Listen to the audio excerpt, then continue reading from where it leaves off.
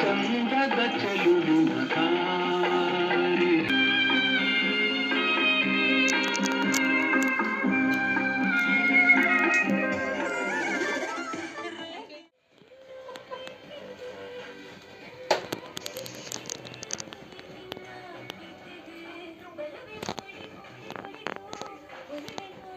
ಜೊತೆ ಇಲ್ಲಿ ನೋಡು.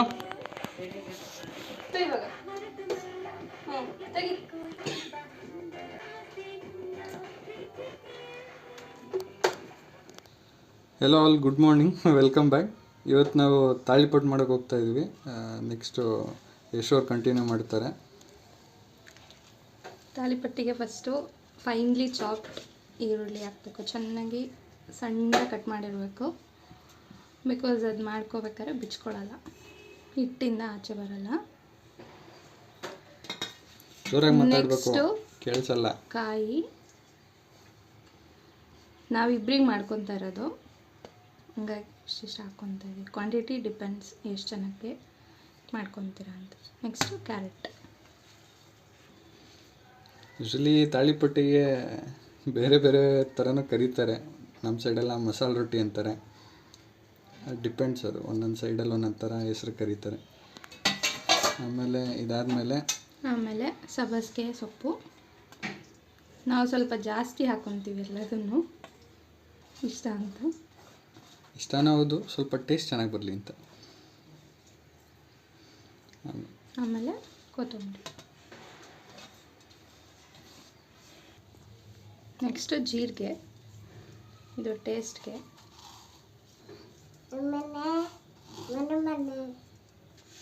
ನೆಕ್ಸ್ಟು ಉಪ್ಪು ಒಂದು 2 ಸ್ಪೂನಷ್ಟು, ಅಂದರೆ ರುಚಿಗೆ ನೋಡ್ಕೊಂಡು ಹಾಕ್ಕೋಬೇಕು. ನಾವು ಮೆಣಸಿನ್ಕಾಯಿ ಮತ್ತು ಕಡಲೆ ಬೀಜನ ಗ್ರೈಂಡ್ ಮಾಡ್ಕೋಬೇಕು.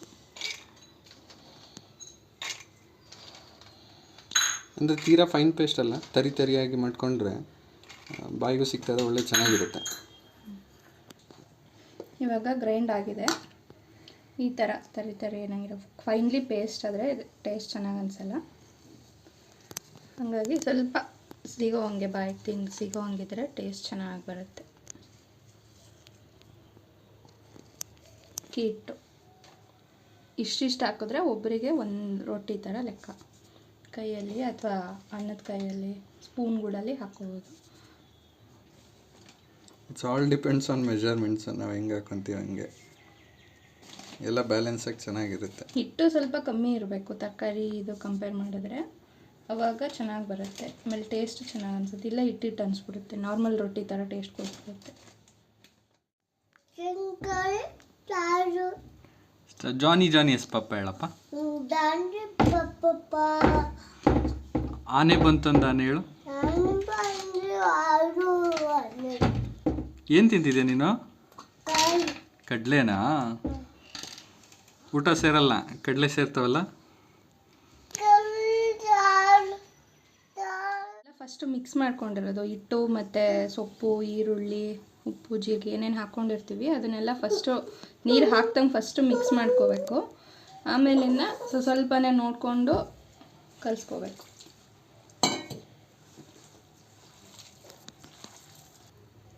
ನೀರು ಹಾಕಿ ಕಲಸಾದ್ಮೇಲೆ ಇಷ್ಟು ಹದದಲ್ಲಿರಬೇಕು, ಈ ಥರ ಸ್ಮೂತಾಗಿರಬೇಕು.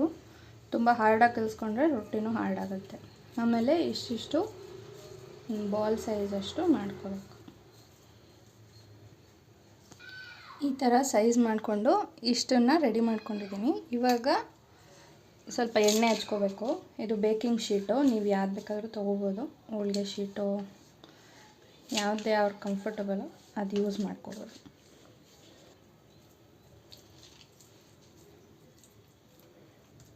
ಈ ಥರ ಸ್ವಲ್ಪನೇ ಎಣ್ಣೆ ಹಚ್ಕೊಂಡು ಈ ಥರ ತರಬೇಕು.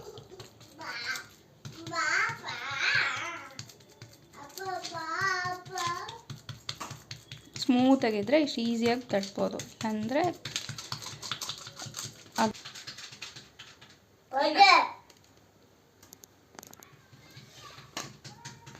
ಏನಪ್ಪ ಅದು?